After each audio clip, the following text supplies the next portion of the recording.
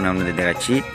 আমাদের এই হচ্ছে ইন্ডিয়া বর্ডার, আর ওই হচ্ছে কি বাংলাদেশ বর্ডার। তার মাঝখানে দেখো কি একটা জিনিস, দেখুন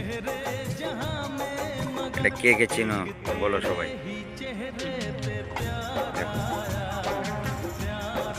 দেখো কত সুন্দর লাগছে, দেখো যাচ্ছে ছোট একটা নদী আমাদের। দেখো সবাই,